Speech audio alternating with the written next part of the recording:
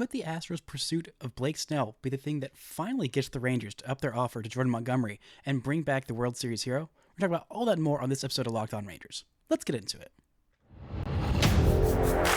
You are Locked On Rangers, your daily Texas Rangers podcast.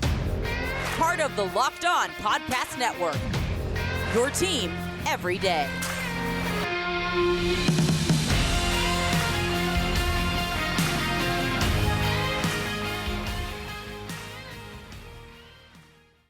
You are locked onto the World Series champion Texas Rangers. I'm Bryce Patrick, a cripplingly addicted Texas Rangers fan covering this team for 10 seasons, including all 5 as the founder and host of this podcast. Thank y'all so much for making Locked On Rangers your first listen every single day. If you're not already, you can follow me on Twitter at Bryce Patrick. You can follow the show at Locked On Rangers. Hit subscribe on your favorite podcasting platform and on YouTube, where the best way you can help grow the show is to comment nearly any single thing below.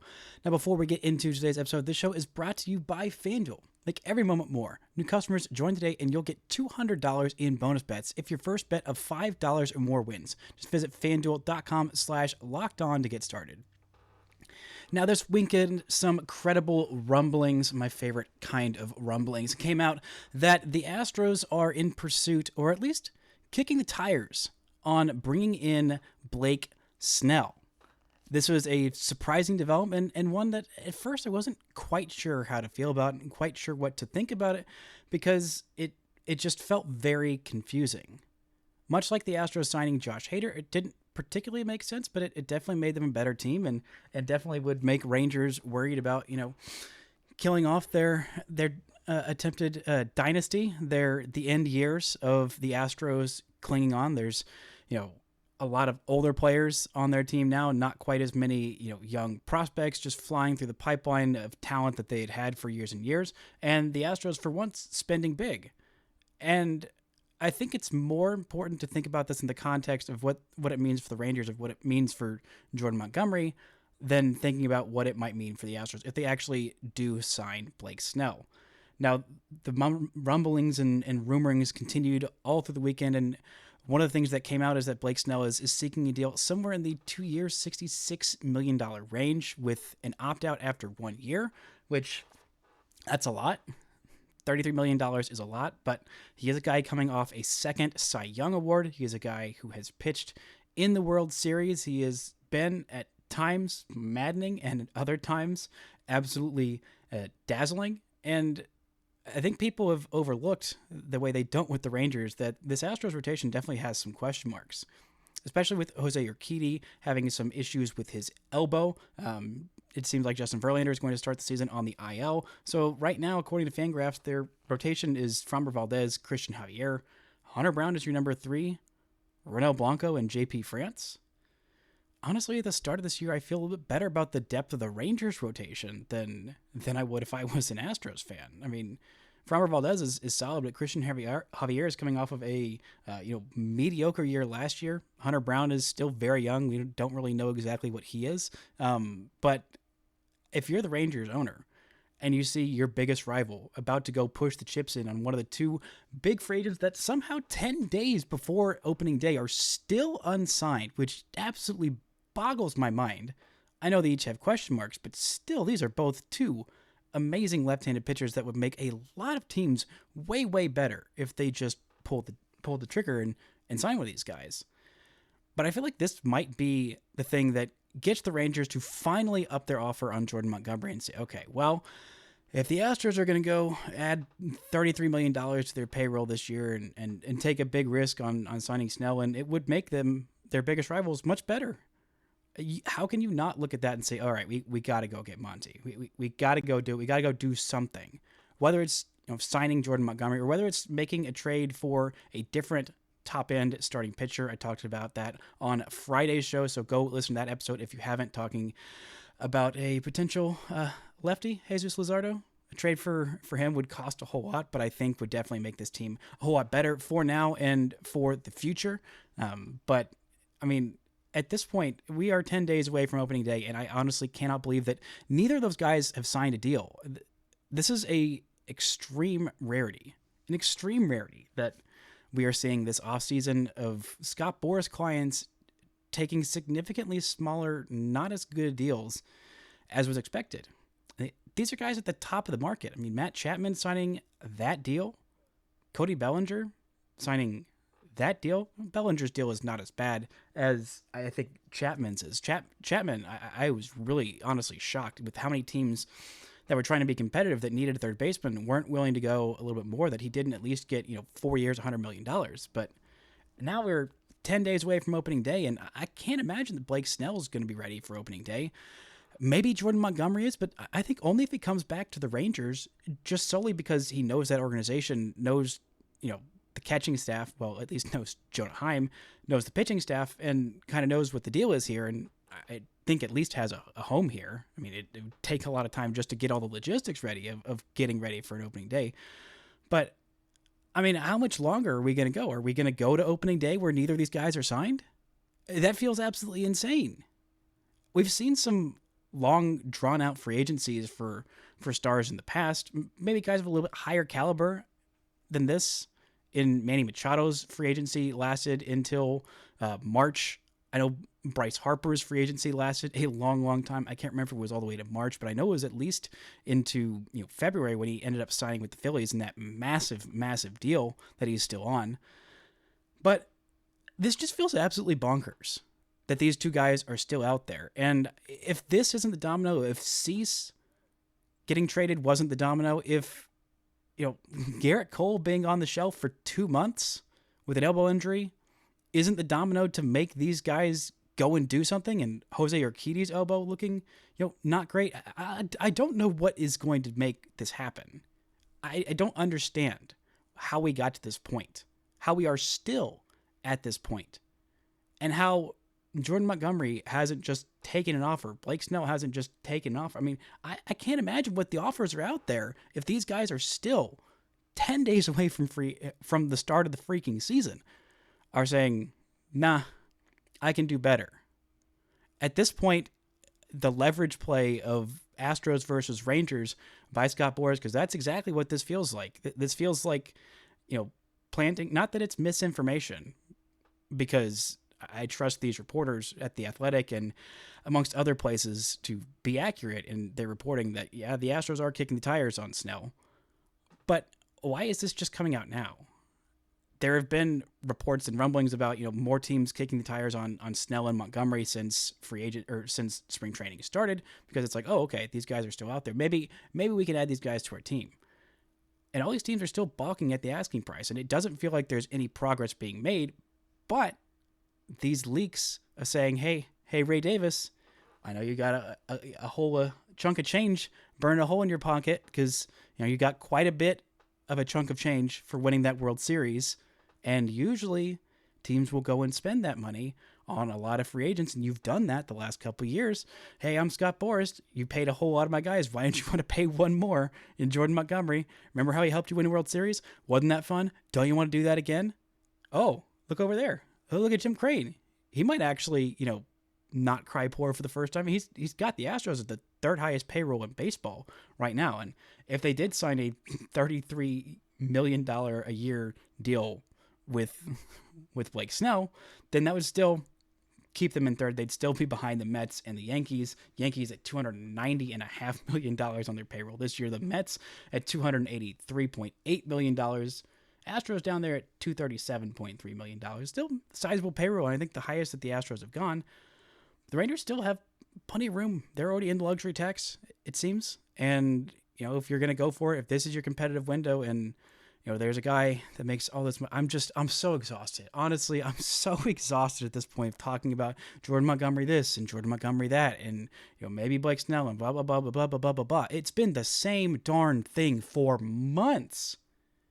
Months. I feel like nothing has changed since the beginning of the offseason. It just boggles my mind that so many teams with the need have, made these offers, and here we are with Boras and Montgomery and Snell and Boras as well, all saying, nope, we're good. Someone's going to up that offer. At this point, it feels like it's over. You've lost the battle.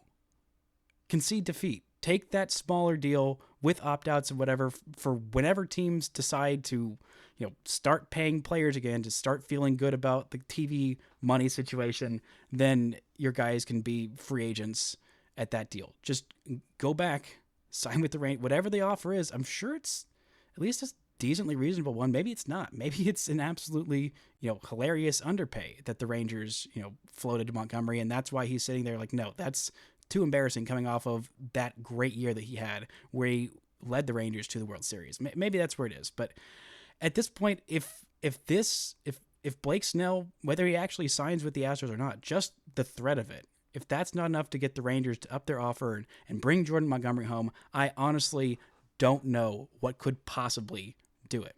Coming up, we'll talk about some Rangers hitters getting healthier and Jack Leiter looking really darn good this spring. Right after this word from our sponsors. This episode is brought to you by FanDuel. Say goodbye to busted brackets because FanDuel lets you bet on every game of the tourney. Whether you're betting on a big upset or a one seed, it is time to go dancing on America's #1 sportsbook. Right now, new customers get $200 in bonus bets if your first $5 bet wins. That's $200 to use on point spreads, money lines. You can even pick who's going to win it all. If you're feeling good about your team, you're feeling good about an underdog, St. Peter's is back in the tournament this year. If you're thinking they're going to go on another deep run, I think it was a Sweet 16 they made it to last year. This year, they've got, I believe, a matchup with a 1 seed. Maybe they're a 15 seed as well, but there are all kinds of different bets you can make on the tournament this year. It's going to be a lot of fun. So go check it out. Go to FanDuel.com/lockedon and bet on college hoops until they cut down those nets. Shout out to the everydayers for making Locked On Rangers your first listen every single day. Later on this week, I'll be doing my final opening day roster projection. That might be on Thursday or that might be on tomorrow's episode. Still not entirely sure, but I'll let y'all know when I know. You've got to check that out. Because finally, we have some updates about the Rangers' healthiness and how people are progressing. We are finally getting some concrete updates today. Corey Seager is going to take batting practice today as I am recording this, I believe. He is finally facing live pitching for the first time since the World Series. Now, Corey Seager has always been a fast healer, and so the Rangers aren't super worried. They're a little more encouraged, especially with him, starting to face off against live pitching. He's not been a guy who typically needs long rehab outings. I mean, last year we saw him, and the second time he hit the IL with that broken, I believe it was a broken thumb, definitely a hand injury back in August. He did not need any reps down in the minors, just came right back up. The first time he hit the IL with that hamstring injury, he took, I believe it was 10 at-bats in the minor leagues before coming back up. So this is a guy who heals pretty quickly, and once he's on the field, he does not take pretty much any time to get back to the normal, amazing Corey Seager-ness that he is at the plate. I mean, once he got back from both those injuries, it really didn't take him any time to, once he was fully back, he was fully back. There was no, okay, he's still, getting adjusted to hitting major league pitching, the speed of the game, yada, yada, yada. No, it didn't matter. When Corey Seager was in the box last year, he was absolutely transcendent offensively, and I'm hoping that continues on this year, and I have very little doubt that it will definitely carry over yet again. The Rangers also got some good news about the other player who's been hurt on the left side of their infield. Josh Jung is DHing in a minor league game today. He could DH in an A game this week, which is progress from where we thought he would be as recently as last week. Last week, it seemed like the news was he's going to DH and start playing every day in the games in Globe Life Field against Boston the week of opening day, and then we would kind of see where he was there. But this is progress. This is good news for the Rangers. He had been taking at-bats in minor league games before, doing some light jogging. And so it's a good news on the calf strain for Josh Jung, looking like he's going to be ready for opening day. It is looking like Corey Seager is probably going to be ready for opening day. Now, as for Nathaniel Lowe, we still have not heard many updates on that. I think it is pretty reasonable to assume that he is going to miss opening day. Players can be put on the IL retroactive to March 25th. So if that is the case with Nathaniel Lowe with that oblique injury, then he is going to miss the first 5 games, I believe, of the season, the first week of the Rangers regular season. So it won't be ideal, but won't be missing the full 15, I believe it's 10-day IL. So it would just be 1 week as opposed to basically 2 weeks worth of games for Nathaniel Lowe. And as for who's going to take that spot, well, it seems like it's down to Justin Foscue and Jared Walsh. Both those guys having, fantastic springs. Justin Foscue just hit an absolute tater in Sunday's game. He's been hitting pretty darn well this spring and playing more first base than he really ever has before. Walsh has been also very, very impressive this spring, so that has been good news for him, who had his career sidetracked with neurological issues and all kinds of other health and injury issues the last couple years, and he was an all-star not that long ago. And if the Rangers can get anywhere near the all-star level version of him, and the Angels just let him walk, that is really not going to feel good for those Angels. Some other injury news. Not as good of injury news on this front, but Josh Boras has been dealing with knee soreness the last couple of weeks. He will throw a live bullpen today. He has not pitched in the last 12 days, but the Rangers are still very confident he is going to be ready for opening day, which is good. I had been a little concerned that I hadn't seen Josh Boras in a little while, outside of, rewatching Strike 3 called for Game 5, a billion times, but I hadn't seen him in Arizona in those A games. So good to know that he is on track to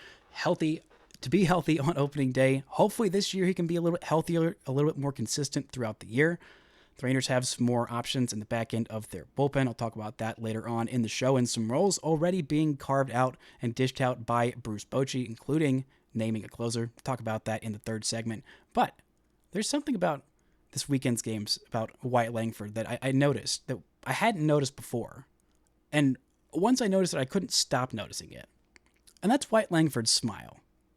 Wyatt Langford is a great smile. A very, very smiley, very happy guy. And when he's putting up the spring training stats that he is, how could you be anything but beaming from ear to ear in those 15 games of 16 RBIs, which lead all of Major League Baseball in spring training. Those 5 home runs are tied for the Major League lead for the most of anybody in spring training in baseball. He's hitting .381 with an on base, just 1 point shy of .450, and slugging .786.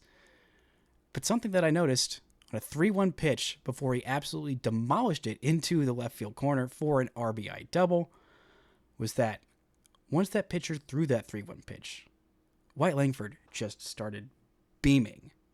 Straight-faced when the pitcher was in his windup, in his delivery, but once he saw that pitch, once you could tell, oh, I'm about to crush this thing, he just starts beaming from ear to ear. And that happened a lot. The more I noticed it, the more often it happened. I guess it wasn't correlation or causation, but once you notice something like that, it's like that is just diabolical and delightful. And one of my new favorite things about Wyatt Langford, Emily Jones is out there in surprise, and she talked with him about it, and he said, yeah, I kind of have been smiling, whenever I see a pitch to hit, I can't help myself, but, grin from ear to ear. And that is an absolutely delightful little note about Wyatt Langford. If you're an opposing pitcher and you see that guy start smiling, you gotta might as well turn around and watch that ball sail, because once it's left your hand, you see that grin, that glorious grin of just like, I'm about to destroy this pitcher's day, and it's going to be so fun for me, and I wonder how fast I'm going to run around the bases when I absolutely demolish this thing over the fence or in the corner or what have you. I mean, gosh, what a delightful way to approach the game of baseball. And how can you not have a great, delightful approach when his approach at the plate, smiling, not smiling, whatever his face is doing, whatever he's doing is working. And I'm still kind of annoyed that the Rangers are not definitively saying that this guy's going to be on the opening day roster. I talked about it on last week's, I believe it was Monday's show, maybe it was Tuesday's show, but how it would be downright irresponsible at this point to keep him down. But the Rangers are still hemming and hawing and hedging their bets, and they've said, well, there's nothing more this kid can do in spring training to earn a job. But then just say he's earned the job. He's going to be your primary DH. If he is up, the Rangers have said he is not just going to play DH, he is going to play the field, which by play the field, I think they just mean left field. I don't think they're going to worry about teaching him center and right all at the same time. Just work on one outfield position, which seems to be left. He's played exclusively left field in spring training so far, but that will get other guys time to get off their feet, get Leo Taveras a DH day, get Adolis Garcia some DH days, get Evan Carter some DH days, and I think that's a great way to use the DH role. Now having an actual regular DH that is just your DH, sometimes that's effective. If the Rangers wanted to go out and sign JD Martinez, that would have been a decently effective way to go out and utilize that DH role. Or if they had wanted to sign Shohei Ohtani, that would have been very fun and a good use of a DH role. But not having a guy who is your veteran DH, is the guy who is going to be DHing pretty much every day, like they did with Mitch Garver when he was the Rangers' pretty much everyday DH throughout that playoff run. I think this is an effective way to use it. Wyatt Langford is going to get some time out there in the outfield. He's going to get some time at DH, and you are not, if he is up, which it seems like there's maybe a 10-20% chance. It feels like it's got to be lower at this point that he does start the season in the minors, but I think that this will be a good use of Wyatt Langford and his beaming smile that will hopefully be in there as the Rangers DH, maybe even hitting third on opening day. I have been delighted by everything I see from Langford and him having just that little bit more personality, a little bit more, exuberance on the field. Not anything showy, not anything crazy, but just that little bit more of showing a little bit of personality on the field, which this Rangers team doesn't always do. It just makes my heart so incredibly warm watching him smile from ear to ear right before he ruins a pitcher's day. Coming up, we're talking about some roles that have been dished out, including a rotation that seems like it might just be set at this point, and a question mark role for Jack Leiter. Right after this word from our sponsors. This episode is brought to you by eBay Motors. Passion, drive, and patience. What brings home the winning trophy is also what keeps your ride or die alive. eBay Motors has everything you need to maintain your vehicle and level it up to peak performance. From superchargers, roof racks, exhaust kits, LED headlights, and more. Whether you're into speed, power, or style, eBay Motors has got you covered. With over 122 million parts for your number one ride or die, you'll always find exactly what you're looking for. And with eBay Guaranteed Fit, your part is guaranteed to fit your ride every time or your money back. Because with eBay Motors, you're burning rubber, not cash. With all the parts you need at the prices you want, it's easy to turn your car into the MVP and bring home that win. Keep your ride or die alive at ebaymotors.com. Eligible items only, exclusions apply. eBay Guaranteed Fit only available to U.S. customers. It seems like at this point, the Rangers rotation is finally set, and it is, well, it's about exactly what we thought it would be at the start of spring training. Seems like Nathan Eovaldi is going to be the opening day starter, followed by John Gray, Andrew Heaney, Dane Dunning, and yes, Cody Bradford. Bradford has made the starting rotation, much to the chagrin of all the haters and the people who are not believing in Cody Bradford as being good enough to be a member of a starting rotation on a playoff caliber team. That is what is happening here right now. I've really liked what I've seen from Bradford this spring. A few more strikeouts than I honestly anticipated from Bradford, but he's mostly been really solid. 16 innings, a 3.94 ERA so far this spring with 10 strikeouts, which again is a little bit more than I was expecting. 4 walks and just a couple of home runs, which again is going to happen with Bradford. He is a lefty who's averaging 90-91 with the fastball, and he lives and dies on that control and command. And for the most part, it's mainly the command is what he is living and dying on, because just a couple inches off with his fastball and it's over the fence. But this guy has exceptional control of that fastball and a very darn good changeup to keep hitters off of that fastball and decent enough other stuff that he can survive as the Rangers' number 5 in their rotation. And I feel like a lot of people get very bent up about the number 5 starter. And oh my gosh, how can we not have a more amazing number 5 starter? And for the most part, teams are just asking for number 5 starters to be serviceable, to be fine, to get you through 5 innings most times out and to not be terrible.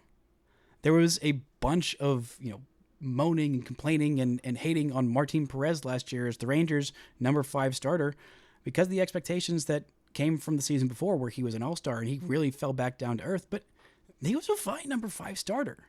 A 4.5 ERA in 142-ish innings. That's fine for the guy coming out of the rotation every 5th day at the end of your rotation. He was solid, serviceable. Not spectacular, but fine enough to get you some innings, get to the bullpen, and not completely tax them, and keep your team in at most games. And that's what Cody Bradford is right now. And that's a win for the Rangers. That is a big old win for the Rangers, is getting Cody Bradford to be a solid, serviceable number 5 starting pitcher in the rotation. It has been so long since the Rangers have had even solid, serviceable, homegrown starting pitcher. He's a 6th-round pick out of Baylor, and there was not a whole lot of prospect hype on him coming up. And for him to step up like he did, he was very important for the Rangers last season, even in the playoffs. He had that outing in Baltimore where Jordan Montgomery had faltered, and Cody Bradford was solid. While those Orioles were clawing and fighting back at the Rangers, staked Jordan Montgomery out to a big lead, he was very important and pitched in a key moment in the playoffs. Cody Bradford can be your number 5 in your rotation, and I feel like the moaning, complaining about whether he's good enough, he's not going to win a Cy Young probably, unless he has a Cole Reagans type offseason where he randomly goes and finds another 5 miles an hour on his fastball, which, again, even for Cole Reagans, that really came out of nowhere. By the way, congratulations to Cole Reagans, who was named the opening day starter for the Kansas City Royals. Much deserved for that young kid, and very happy to see him over there and thriving. But hey, Cody Bradford is a member of this rotation, and Nate Eovaldi threw once again. This was not in the Rangers' Major League game on Sunday because the Rangers didn't want him to face off against the Cubs just 10 days before he would be facing off against the Cubs in a game that actually counts. So he went to minor league camp and faced off against the Mariners in a minor league spring training game, pitched 6 1/3 innings, 6 hits, 2 earned runs, just 1 walk, 11 strikeouts, 87 pitches, and 66 of those were for strikes. That is a classic Nate Eovaldi game, looking like his Nate Eovaldi self, the peak version that the Rangers desperately need in the first half to be their ace, to carry them till reinforcements arrive in June with Scherzer, in July with Mahle, and hopefully in August with DeGrom. Nate Eovaldi is going to be relied on very heavily, and so him looking like the best version of himself from opening day is going to be huge for the Rangers. Because the first month of last season, Nate Eovaldi, it took him some time, for sure, to find that role. And it really wasn't until Jacob DeGrom went down that Nate Eovaldi really became big game Nate for the Rangers. I mean, literally the game after DeGrom left for the final time was that big game against the Yankees where he pitched a complete game, just allowed, I believe that was 1 earned run. Maybe it wasn't even complete. It was just a dominant performance against the Yankees. Maybe that was a complete game shutout. I think that was it. I'm trying to remember both those. No, that was a complete game shutout against the Yankees. And then, later on in the month of May, when the Rangers bullpen was just absolutely in shambles, he went down to Pittsburgh and pitched 9 complete innings with just 1 run and saved the Rangers from having to use their bullpen when it was at its worst point of the season.